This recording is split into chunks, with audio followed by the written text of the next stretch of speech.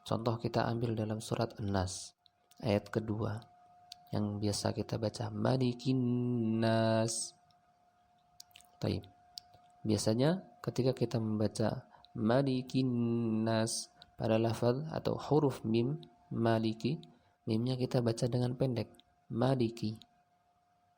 Ya. Kalau kita baca panjang Malikin Nas, ini sudah merubah arti.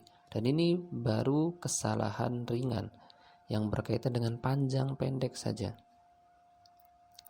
Kalau mimnya kita pendekkan sesuai dengan yang ada di ayat Maliki, Malikin Nas, maka ini artinya raja manusia. Raja manusia. Akan tetapi ketika mimnya kita panjangkan Malikin Nas, Maliki, mimnya panjang, itu artinya memiliki. Sudah sangat jauh artinya antara raja dan memiliki. Kemudian ada lagi kesalahan yang berkaitan dengan huruf.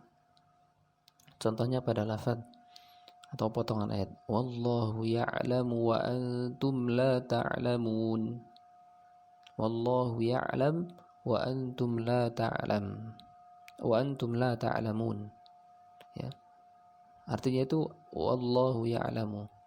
Allah itu Maha tahu. Wa antum la ta'lamu, dan kalian itu tidak tahu. Kita fokus pada huruf ainnya pada lafaz ya'lam dan la ta'lamun. Jika kita baca dengan huruf ain, maka ini akan artinya benar ya. Wallahu ya'lam, Allah Maha tahu. Wa antum la ta'lamun, dan kalian tidak tahu. Tapi ketika huruf ainnya ini terbaca hamzah ya.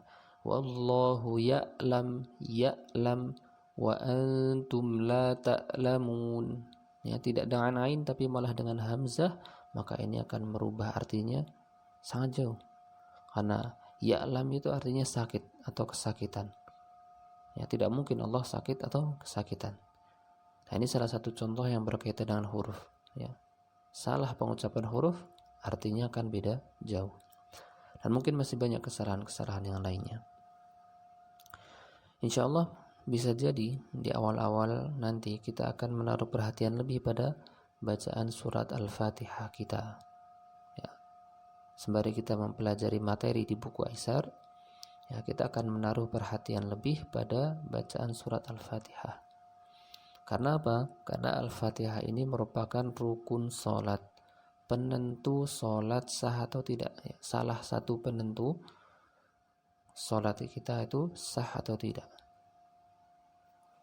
Sebagai contoh, jika seseorang menambah panjang pendeknya, misal di dalam ya, Al-Fatihah, ketika seseorang membaca Iyyaka na'budu wa iyyaka, harusnya Iyyaka na'budu wa iyyaka, na'budu wa iyyaka, budu dalnya itu pendek, na'budu wa iyyaka. Tapi ketika dibaca Iyyaka na'budu wa iyyaka, budu dalnya jadi dipanjangkan, berarti di situ menambah wawu mad. Ya. Ini berbahaya untuk Al-Fatihah orang yang membaca ini, dan berbahaya untuk sholatnya. Karena para ulama mengatakan di antaranya Imam An-Nawawi rahimahullah ta'ala dan ulama lainnya, bahwasanya jika seseorang itu sengaja menambah satu huruf dari Al-Fatihah, maka sholatnya tidak akan sah. Dan ini lebih khusus lagi bagi para a'immah, para imam-imam sholat. Karena ini berkaitan dengan sah atau tidaknya makmum juga yang sholat di belakangnya. Tidak hanya berkaitan dengan dirinya yang menjadi imam, tapi berkaitan juga dengan makmum yang di belakangnya. Dan kita semua bisa menjadi imam.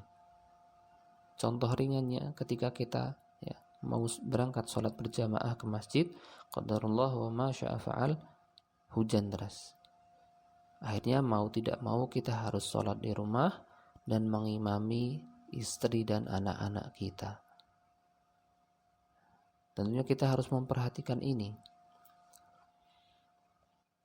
Kalau kita saja tidak ingin kalau sholat kita tidak sah, apa kita mau juga ya istri dan anak-anak kita ikut-ikutan tidak sah? Tentunya tidak mau.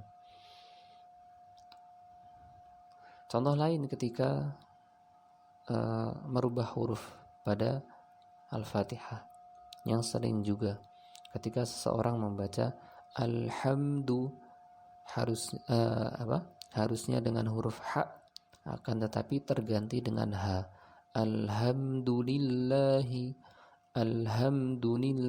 ini keliru, harusnya alhamdulillahi. Taib. Maka dari itu, inilah salah satu alasan kenapa kita perlu mempelajari dan membenarkan bacaan Al-Quran kita. Namun insya Allah nanti kita tidak akan langsung praktek Al-Fatihah ya, tapi akan kita coba dulu fokus pada pembahasan makhorijul huruf dan sifat-sifatnya. Sebagaimana ini dijelaskan oleh Imam Ibnul Jazari rahimahullahu ta'ala di dalam matan ya, dalam muqaddimah matan Jazariyah, tepatnya di bait keempat dan keenam. Karena di bait ke-1 sampai ke-3 ya, di bait ke-1-nya Imam Ibnul Jazari itu mengenalkan diri. Yaqulu raji'a fin rabbin sami'i Muhammad ibnul Jazari Syafi'i.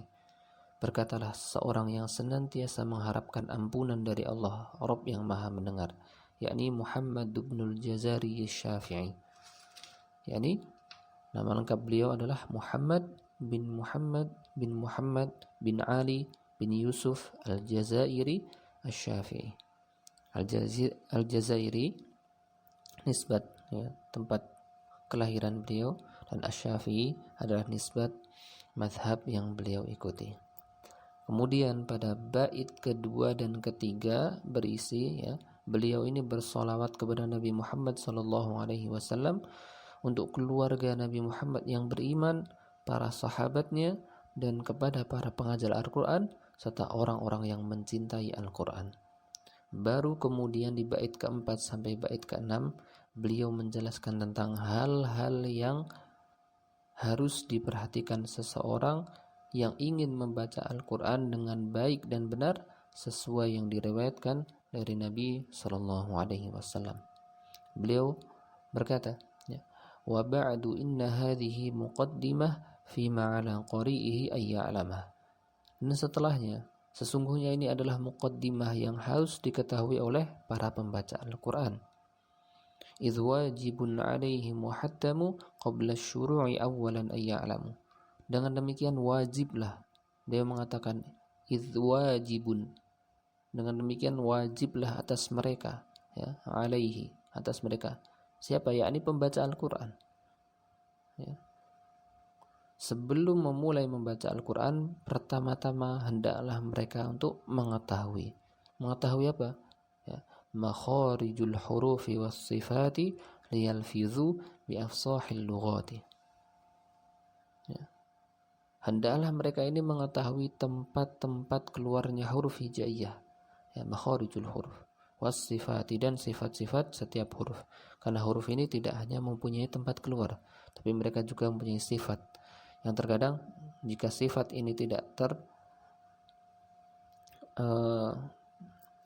teraplikasikan ya, tidak diterapkan, maka huruf tersebut pun kurang sempurna. Dan ini hasilnya apa? Ya, hasilnya apa? Kita harus mengetahui makharijul huruf was sifat itu hasilnya apa? Di bait selanjutnya liyalfizu bi afsahil lughati. Ya, agar mampu melafazkan Al-Quran dengan bahasa yang paling fasih di dunia ini, yakni bahasa Arab.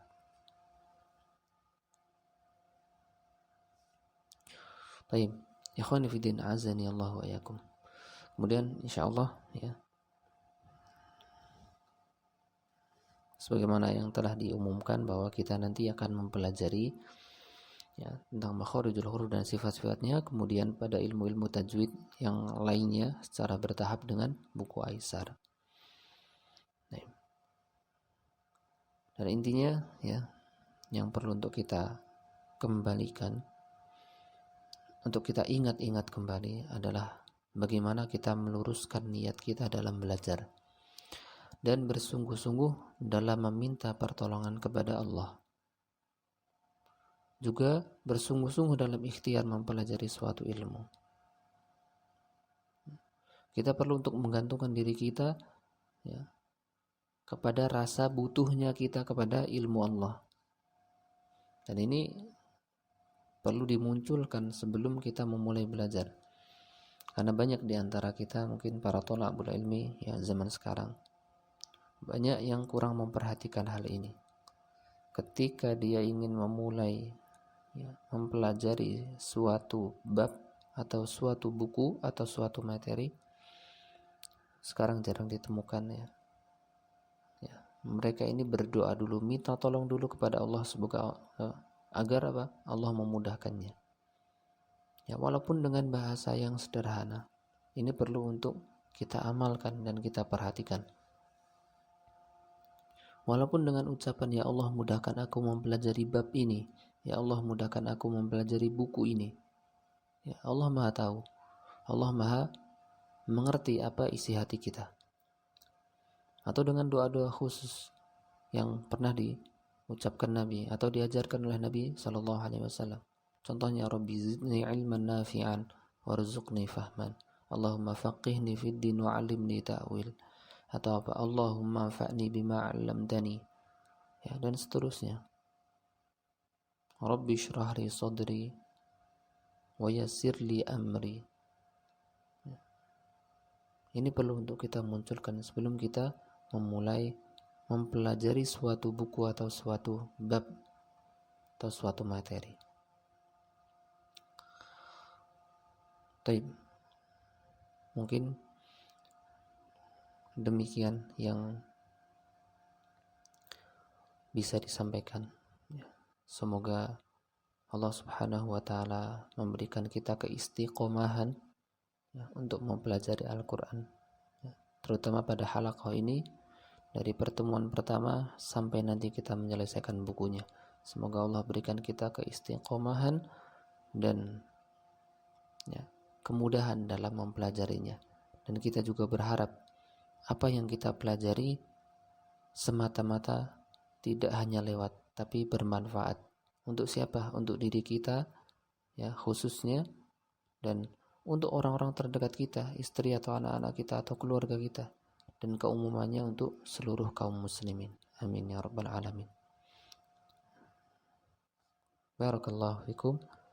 Subhanakallahumma wa bihamdik, asyhadu an la ilaha illa anta, astaghfiruka wa atubu ilaik.